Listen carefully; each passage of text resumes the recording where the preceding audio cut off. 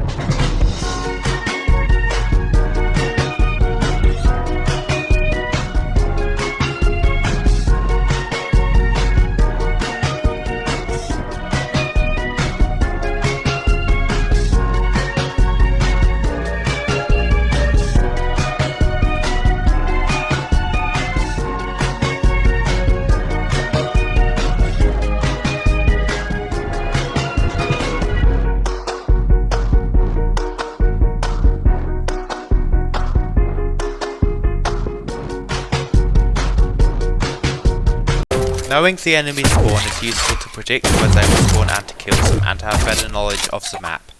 You can effectively spawn trap enemies using the map's best camping spots. Speaking of the map's best camping spots, here they are. The 4 towers, in my opinion, are mid-tier spots. The advantage is it's very difficult for enemies to get to you from below, and they have to climb the ladder in the middle or take the stairs. The disadvantage is the space is small to move, and they are high spots in the map that have an advantage over these 4 towers. The 2 best spots in the map are elevated Teggtris blocks in the middle of the map. To get there, you have to climb the blue ladder on only one side of the wall. Once you're up, to get to one of the 2 best spots, you just have to climb the ladder onto the yellow Teggtris block. You get a view of almost all the map. It's hard for enemies to reach you, and you can see many enemy spawns and use that to spawn trap. All the tower Coop locations are visible from here. You can do a good job of preventing enemies from capturing it from here. The only disadvantage is there is no cover apart from the height advantage to protect you from snipers. To get to the other best camping spot, goes the opposite direction of the yellow Teggtris block once you climb the ladder. You get an excellent sneaky spot on the edge of the map. The advantage here is your incredible view over the lane on this edge of the map, and the view of some spawns such as blue spawn 6. Any enemies in the map centre or the 4 towers will have difficulty finding you when you shoot at them, due to this spot being hidden on the edge of the map and behind the green Teggtris block. While not having as much view of the map as on the yellow Teggtris blocks, this spot is much sneakier and has better view of a certain side of the map, which makes it better in some ways. Note that it's possible for enemies to drop on top of you if they know where you are. Weapon selection on this map depends on your playstyle. If you use the camping spots, then pick a sniper or the RPG. If you are an aggressive player and want to go capture the Coop locations, then I recommend to use a close range weapon. Now for King of the Coop mode, here are all the locations so far.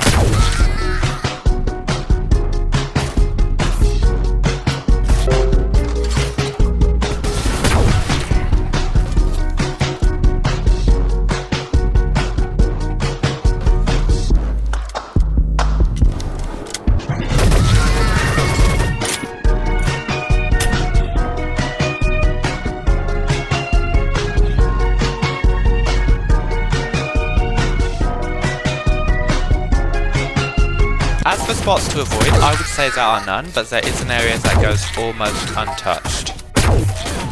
And that is at the bottom of the map. There is a small maze which is easy to get lost in. It is a good idea to avoid traversing through the underground centre. This map can be hard to navigate. If you are unfamiliar with the layouts, then avoid going into this area. If you are trying to get to the top of the map or to Coop locations, there are other ways that I'll show you. To help you not get lost here, there are 2 tunnels on either side. These tunnels only lead back to the main room and an entrance to the edge of the map. This is only useful to get to Coop locations 1 and 2. The middle of the map is sealed off from the lower edges. Here is how to get to the upper middle of the map quickly. Make a big jump on this set of stairs and you can glitch onto them instead of walking all the way around, which is slower. Because part of the map is sealed off, it can make it very difficult to get from the centre from the outside on your first time playing. If you are unfamiliar with the map, try and avoid the lower edges of this map and stay in the upper centre of the map to have most of your gunfights. But that does it for this map review. If you found it helpful, be sure to leave a like and comment video suggestions. Peace out.